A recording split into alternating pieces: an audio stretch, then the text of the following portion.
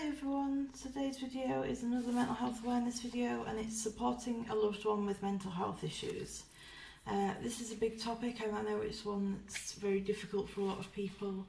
I have people in my life that don't understand mental health issues very well because they just haven't experienced them. They can get angry, they can get hostile, they can be catty, they don't understand it so they think you're just being weak or stupid, pathetic. And so that's why I'm making this video, is to give people some ideas of how they can help, what they should do, what they shouldn't do, things to say, things not to say. So I'm going to start off with some things that should be helpful to know, and then we'll go on to the things to do and not do. So some things to know is that number one, it's nothing personal. The fact that they are depressed or suicidal or anxious or anything like that, it's not a reflection on you. They love you, they need you in their life. But mental health doesn't pick on people with just bad lives. You could have a perfectly idyllic life. You could have the best house, all the money in the world, a loving family, beautiful children, a gorgeous husband, a beautiful running car that never breaks down. Whatever else you want to add into that, and still be depressed. It's not a reflection on the outside. Depression and mental health is a reflection of the inside, the struggle inside. If a person is suicidal or depressed, it doesn't mean that you don't matter to them. It doesn't mean that they don't see the good in you, that they don't see the positives that they have in you in their life. It's nothing to like that at all. It just means that their illness is stronger than their logic. And sadly, anxiety and depression don't go by logic. You can't think them away. You can know something perfectly well logically, but you can't get it to shift just because you know something logically or you have knowledge of something. So I know personally when I'm suicidal, I feel selfish because I think, well, I have all these amazing people in my life and I still want to die. And I know in my heart, that's not me saying in my head, these people don't matter to me enough for me to live for them. It's that my pain is greater than my ability to be able to hold on. It isn't a reflection on the relationship at all, in the slightest way. And in fact, those relationships are usually the reason why I get through it, because I think about the pain I've caused. I think about the damage that would do to those people that love me and that I love. And it gives me a reason to fight. They're called protective factors in mental health. Things that give you a reason to fight. Things that give you a reason to keep going, to keep battling on, to stay alive. Another thing to know is that that person will appreciate your support even if they don't show it, or if they don't show it how you want them to show it. It doesn't mean they don't appreciate the hugs, the little touches, the kisses, the "are you okay" moments. You know, those little moments that happen every day that add up to be huge things in that person's life and in that head, because you're helping them realise that people do care, people do love them. And they might not be able to express that, they might not even attempt to express it, but that doesn't mean they're not feeling that gratitude. Personally, again, I try to express my gratitude to people, but I'm not very good because I start crying if I do it face to face. So I'm better at sending it through text. And I know some people feel, well, it's a text, it's not very personal, it's not very loving. But I think if that person is trying to show that gratitude, accept it. They might not be able to say it face to face to you. They might have to write it in a letter. They might not even do anything. But please be aware that just you supporting them will mean the world to them and will make a big difference. Another thing to know is that mental health is not a choice. You can't will it away. You can't have willpower. All the willpower in the world would not get rid of a mental health issue. Even something like addiction, it's not about willpower. It's about suffering and pain inside that person, whether that's through trauma, a biological imbalance, even just random events, whatever it is. Having depression and being maybe one of these people that finds it hard to get out of bed or to get motivated to do things they need to do in the day, it's not laziness, it's not willfully being petulant or thinking, I can't be arsed. It shows how much of a struggle it is for them to get through the day, and that should be a supported thing, not a, well, you know, you've been in bed for 2 days. Don't throw it in their face. They're struggling, they need compassion, they need empathy, they need love. They can't will it away, they can't distract it away, they can't talk it away no matter how much they'd love to. You just cannot get rid of a mental health illness through sheer willpower and will force alone. It takes maybe sometimes medication, maybe talking therapies, time, changing routines, having healthy people in your life, cutting certain people out, maybe getting clean off drugs or tobacco or alcohol, things like that. Everyone has something different they need to do. But there's similarities between everyone, and the one similarity is that you can't just force it away. Mental health affects people of all types. As I just said earlier, a life that looks idyllic can be hell with depression. Please don't judge on appearance of how someone's life appears or how they appear. If they're smiling every day at you and say, yeah, how are you? You good? Yeah, last night was great, wasn't it? Anyone can smile. Anyone can do a fake laugh. Anyone can pretend to be happy. You've got to look underneath that. Eyes are always a good giveaway. When I meet someone and I look in their eyes, I can tell if they've had mental health issues. I don't know how. Maybe that's just something I have. But I see that pain in them, and I see that hurt in them. And it's about not thinking, well, that person's always laughing, that person's always joking, they must be happy. Acting is surprisingly easy. It takes a lot of energy, but you'd be surprised at how easy it is to hide depression. And that doesn't mean it isn't there. It doesn't mean it isn't killing that person inside.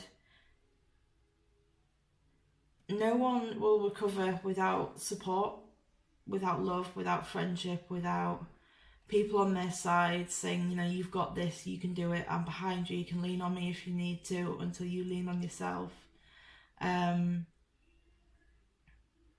We all need help sometimes. And it's always hard to accept it, it's hard to ask people, it's hard to say, I need this, I need that, I think this might help. And personally I struggle because I don't know what would help. People ask me, and I know they'd do it if they could, but sometimes you just don't know what you need. It's hard to get better when you don't know what's going to help, but everyone has something that they'll find. I would like to think so anyway, whether that's art therapy, self-soothing, grounding techniques, talking therapies,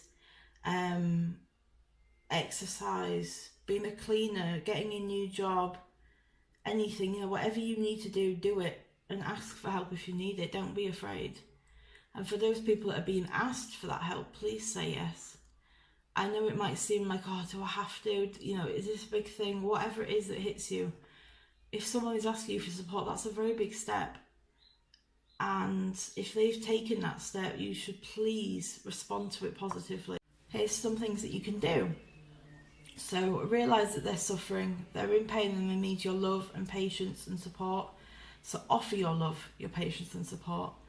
Offer to listen, have them to call, ask them if they need to call you at any time or text you anytime you can. If you've got things like working night shifts or things like that, you could set an arrangement about hours. Please don't call me between this time, but if you need me any other time, I'm free. If you need to put boundaries in, put boundaries in. But be honest about why you're putting those boundaries there. Don't make it seem like you're just not bothered, or that you don't care, you're just doing it to get away from it, or that person, or that you're getting away from helping them. If you need an hour to yourself, feel free to say that. You don't want to put yourself at detriment while trying to help someone else. My friend has a thing that she says to me about how you need to look after yourself first before you can look after anyone else. And the example she uses is that when you're on an airplane and they're giving you the emergency information, and they say, well, in an event of a crash or an accident, first put your mask on, your oxygen mask on, and then help others put their mask on. And you've got to help yourself first before you can help other people. So if you're not in a place to help that person, be honest and say that. But don't just say, I'm not helping you. I think honesty and being clear and being open about things in mental health is a very important factor.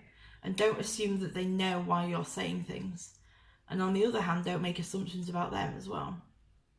So some of the things to do is to ask what you can do to help. An obvious one, but it's one that needs saying. Maybe give some suggestions. Would you like to go here that day? If it's a particular day it's going to be bad for, would you like to go out for the day?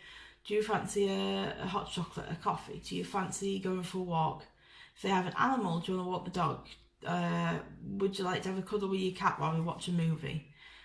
Make little events, little plans, because they'll give them something to look forward to get through to. And I know personally, I could have an event planned with a friend that's just going for a walk, an hour-long walk, and I will stop thinking that I'm going to kill myself for that week, as hard as it is, because I have made that commitment and I love that person and I want to do that thing with them.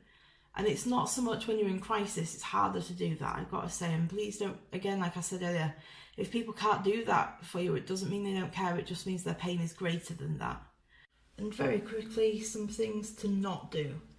Do not get angry, do not get impatient, do not yell at them, do not emotionally blackmail them in terms of, if you loved me, you'd do this, if you cared about me, you wouldn't do this. Don't rush or pressure them into anything, but do challenge them. That is necessary to be challenged sometimes. Just don't push them too far. Don't blame them for how they're feeling. Don't blame them for their illness. Don't accuse them of not fighting it or not wanting to get better. We all do our best. It's a big thing to ask for help, and to be rejected after doing that can cause a lot of damage to that person. And they're already in pain, they're already suffering. So I can just ask you, implore you to, if someone asks for help, please try and give it to them.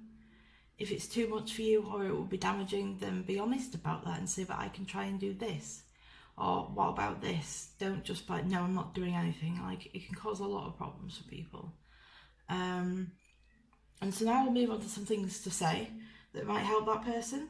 And so some of them could be, I love you no matter what, I love you for who you are, you're a beautiful person, I'm here for you, you can call me, you can text me if you need me, anytime if you need, I'll keep my phone on loud if you're particularly struggling through the night or something like that, you know, you'll get through this, I'm here to help you, people love you, we're behind you, we're going to back you up, you can get through this, one day you'll be glad you've made it through this, one day you'll thank me for helping you get through this, I will fight for you, you can lean on me until you feel that you're okay. I'm not going to turn away from you, I'm not going to reject you, I'm not going to leave you, I'm going to be there for you. You're safe now. If someone has PTSD, that can be quite a helpful one. You're safe now. Another key one is, what can I do to help, or what would you like me to do right now?